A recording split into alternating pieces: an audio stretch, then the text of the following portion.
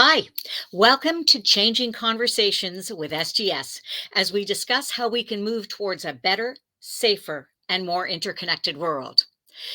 I'm PJ Kwong, and in today's SGS Live, we're going to be talking about sustainability, but with a twist. We are in at a defining moment in the fight against climate change. Companies must lead the way to a zero carbon economy by setting ambitious science-based emission reduction carbon targets rather. What this means is companies must learn how and how quickly through science-based targets they must reduce their greenhouse gas emissions in order to fight climate change and to ensure we don't exceed 1.5 degrees. We're going to be speaking specifically about SGS and their sustainability goals and how to manage science based targets. This is going to be a fascinating conversation. And as always, I am joined by experts. And in today's session, I'm delighted to welcome Javier López Gómez, the SGS Global Head of Corporate Sustainability. Welcome, Javier. Hello, PJ. Thank you very much. Hello, everyone. My pleasure to be here today and sharing our experience from SGS on climate action. Wonderful. So my first question for you, just to get us started, is can you tell me a little bit about your role as SGS Global Head of Corporate Sustainability? I mean, what are you keeping your eyes on? Sure. My role in terms of functions and responsibilities is quite complex since it covers many areas.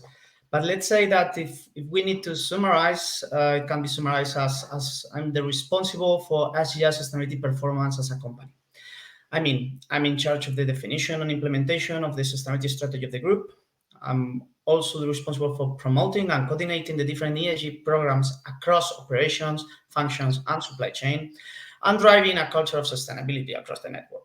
So there are mainly three areas in which I take special attention as global head of corporate sustainability, which is reporting and data, which is becoming increasingly important, the correct execution of the ongoing programs that allow us to achieve our targets, and the new development and innovative solutions that are out there that makes our lives easier in terms of working towards our targets. So I would say that your days are quite busy. So what Yeah. I want to know is why is sustainability so important for companies nowadays, and specifically regarding climate change? That's a good question because not long ago, sustainability was actually for the companies a competitive advantage. A way to differentiate themselves from the competitors. But nowadays, sustainability is becoming fundamental for companies to do business. It is essential for companies to integrate non-financial factors into the company's strategies. This will lead to a more holistic management and much more resilient business. In addition, we need to keep in mind the regulatory aspect and the access to investment, which both of them are becoming increasingly important because companies nowadays are not just asked to be sustainable, but to demonstrate that they are sustainable. So it's good news that even if there are still companies that won't be to be sustainable, they will need to be sustainable because they will need to comply with the law. In particular, when it comes to climate change, regardless of the sector and the size of the company, it is always a key area due to its implication. On one hand, let's say that the environmental part is the longest one in terms of the longest trajectory when we talk about sustainability. As I was saying, no long ago when we were talking about sustainability, people tend to think about environment, emissions, and so on. So it is expected much more in this area from the companies maybe than in other areas. Plus, there is a very high media exposure due to the commitment that we have acquired as a society. You were saying in the intro, you were mentioning the 1.5 degrees, so that it's very important as well for the companies. All right. Just for fun, and this is for our audience only, I want to get us involved in a little bit of trivia. We always have our trivia question.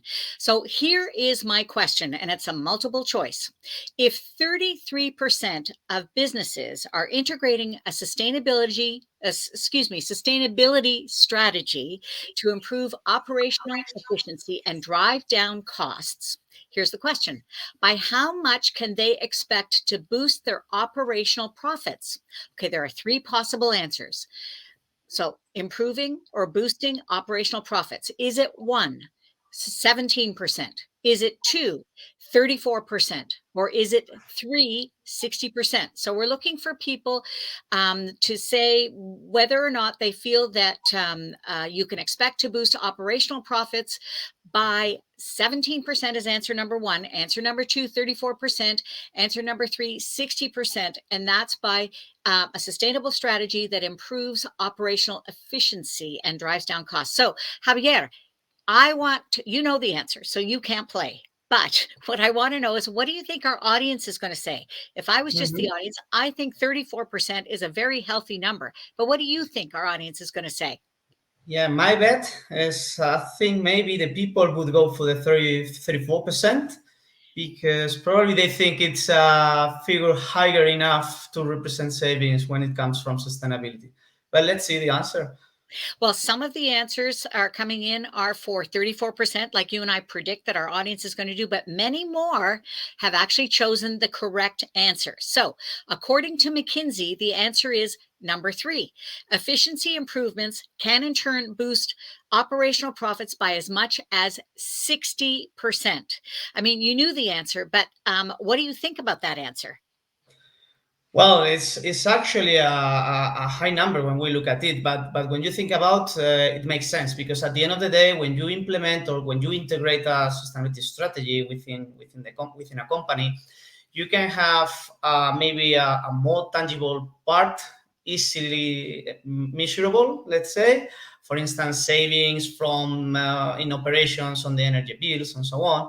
But there is an intangible one which is basically and very very important, which is a little bit more difficult to quantify maybe, but affects as well the productivity of the company. I mean, very maybe a good example would be optimizing the turnover of a company, which is affected by the sustainability strategy as well.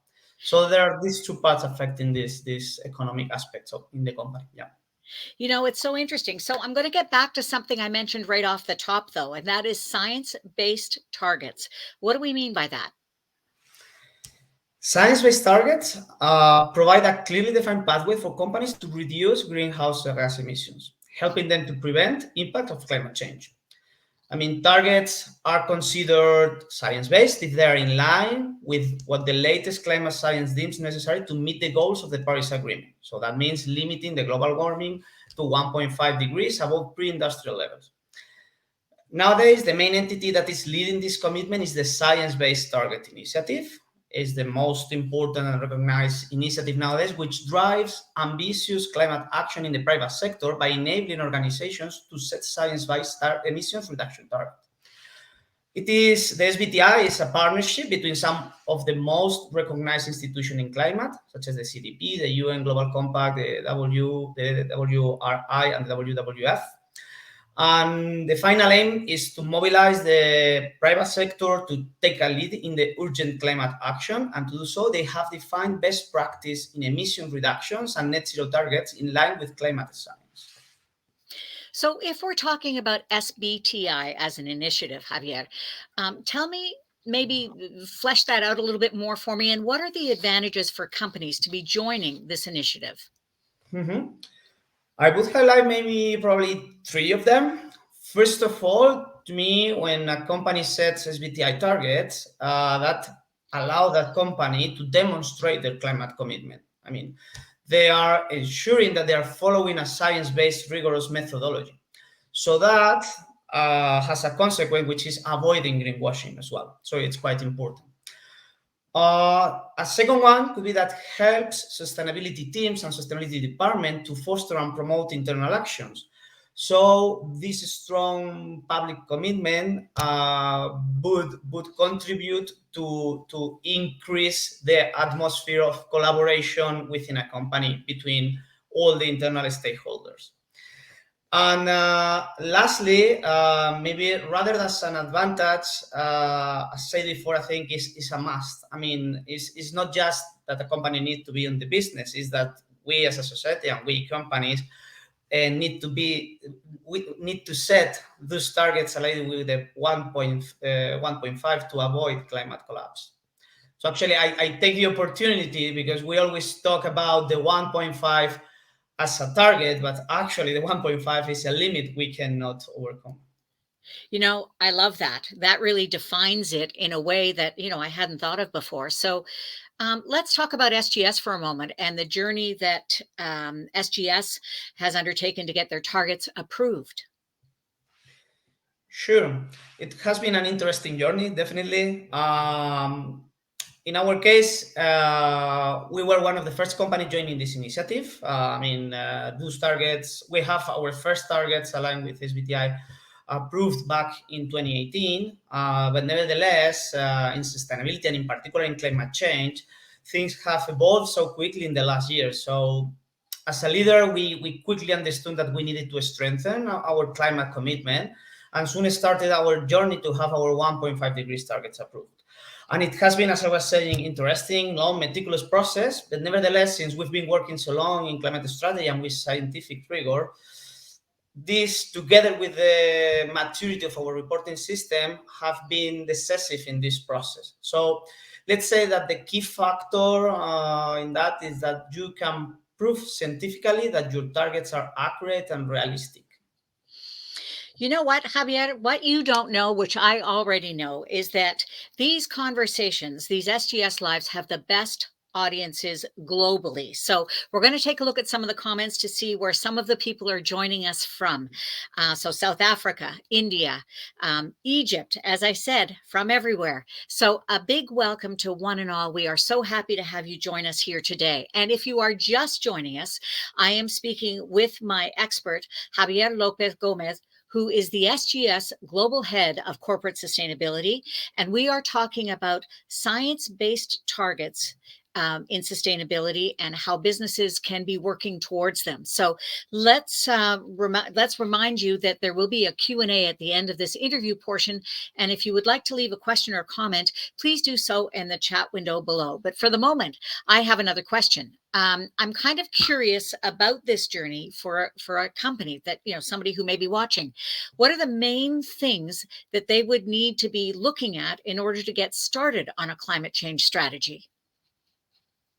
Yeah, very good question and very interesting one thing. Probably depends a little bit on the sector of the company as well on the size of the company.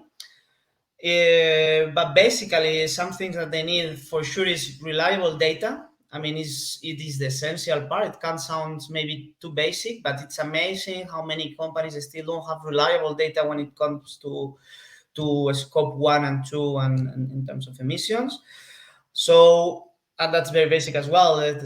You cannot change, control, reduce what you cannot measure. So I would say that at least a minimum set of 2 or 3 years is basic to understand your carbon footprint and make sure it's accurate enough. And that is fundamental to take informed decisions as well. Then another basic they should have is a robust and a scientific methodology. This is actually what we are talking now in here today. What we got from SBTI actually. And thirdly, which is super important as well, is the support, the engagement of the top management. I mean, when it comes to take the strategy and take down to the earth and make it real, it is absolutely needed this engagement of the top management in the company. So that would be, I think, the three most important things that a company would need to think when it comes to climate change and they are starting on this journey. So, Javier, I'm kind of curious about SGS now. I'd like to know what progress you have seen or made at SGS in this area. Yes. Well, as I said, we've been working already for a while. Actually, climate and in particular reducing emission was part of our previous sustainability strategy, which is one strategy covering the period between 2014 and 2020. And of course, it's included in our current sustainability strategy, which we call it Sustainability Ambitions 2030. So reducing emissions is the main area we focus when we talk about the environment. And in terms of progress, we can say that since 2014, we've decreased our carbon footprint, scope 1 and 2 plus 3.6, by 51% in intensity, so tons divided by revenue, and by 39% in absolute terms. As always, we are very excited to welcome our audience into the conversation. And we have a great question from Ida Woodger, who says, how long did it take you to update your target? It was not a short period. Actually, it was at the end of the day almost more or less between 10 and 11 months. Wow. Okay. Thank you for that question, Ida. Let's move on with our conversation. I'd like to dig a little deeper about science-based targets. Can you update us about your new targets? Yeah, sure. So the new targets, the main change is that are based not in intensity but in absolute terms. So regardless the increase of the business, this is actually a huge challenge because we need to decouple the business growth from the emission trend, which is associated to the business growth. So what we have said, we can divide in two separate commitments, which is the way usually the SBTI works. We have near-term targets and long-term targets and long-term targets. The near-term ones are that we have committed to reduce our absolute scope 1 and 2 by 46.2% for 2030 against 2019. And in the same period and with the same baseline, we have also committed to reduce the scope 3 by 28%. And when it comes to long-term target, we have committed to net zero target, which for SBTI means that we are reducing our emissions in the three of these scopes by 90% by 2050. Amazing. So if you are just joining us, I am speaking with Javier López Gómez, who is my expert today from SGS. He is the SGS Global Head of Corporate Sustainability, and we are talking about sustainability initiatives in business in this edition of Changing Conversations on SGS Live. Don't forget, we're going to have more in our Q&A at the end of this interview segment, but for now, it's back to our conversation.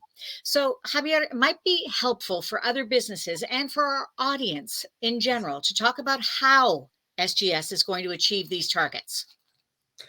Absolutely. I think is actually one of the best questions because actually is how we make it real, how we intend to make it happen.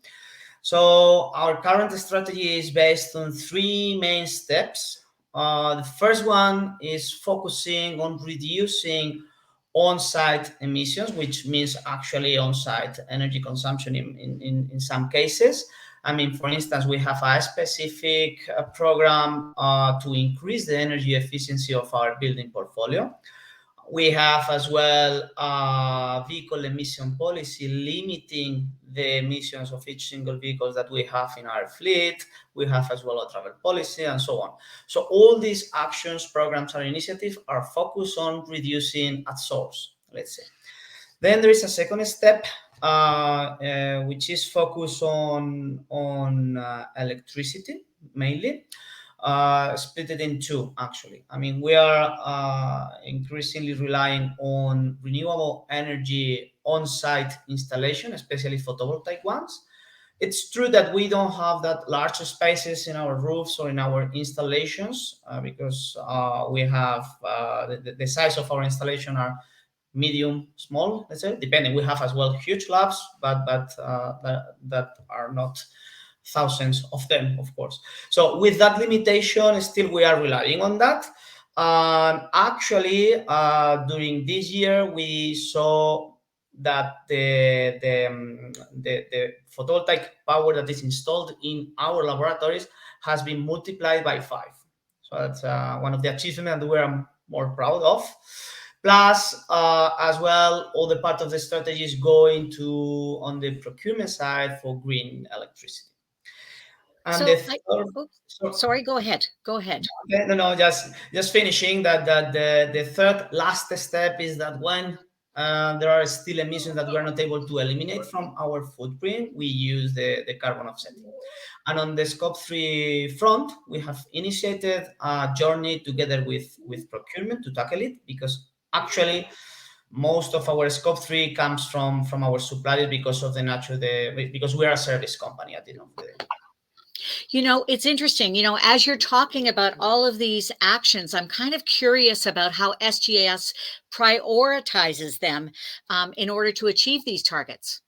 Yeah, that's part of a challenge, but at the end of the day, it was more or less easy because it is defined by the type of the company we are. I mean, the main source of our emissions comes from our building portfolio and our vehicle fleet, clearly.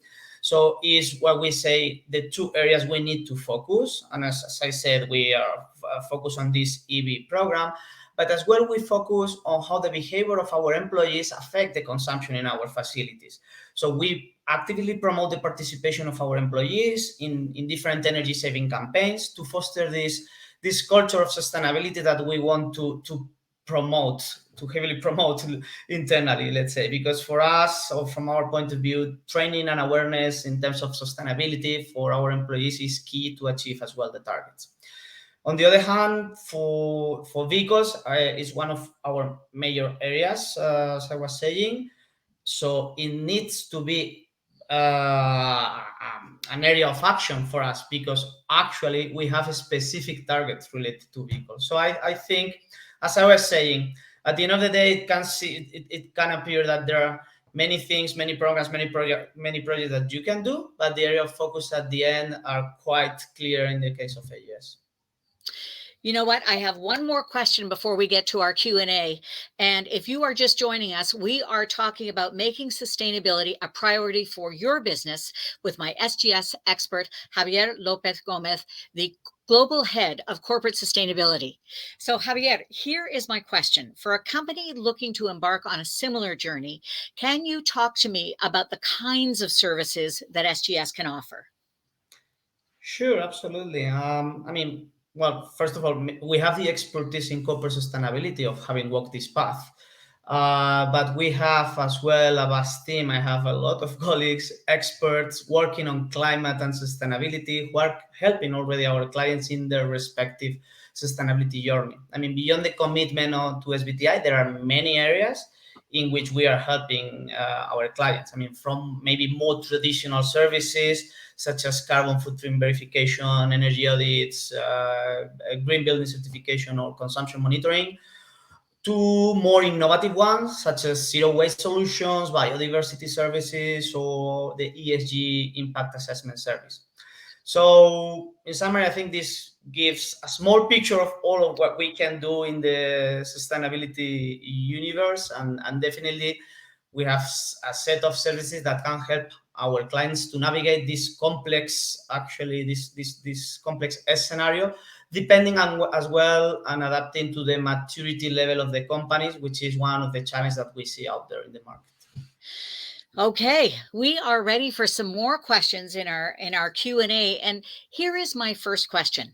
As far as SGS is concerned, how long would it take a client to get up to speed and start to see results?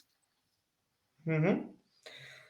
That's a good question. I don't think there is no a right answer or a single answer, but maybe it depends a little bit on the company size. I mean, maybe for big companies, corporates, they would need probably a little bit more time at the beginning to have a proper process for gathering all the data. I mean, to have reliable data. But maybe once they have an accurate baseline, they can easily change the speed and take actions. That has been the case of SGS. That's what I feel quite identified with this one. Probably for the small, medium enterprises, it could be easier to start in terms of having data, less data, and easier to collect. But maybe the challenge is to maintain the level of commitment in terms of providing the appropriate amount of resources needed to implement the strategies, the action, and so on. If that answers You the know, question. it is really kind of interesting, and I guess I want to take a step back though and talk about the COP27 meeting that happened and that wrapped up last month. Do you have any impressions or takeaways? Yeah, sure.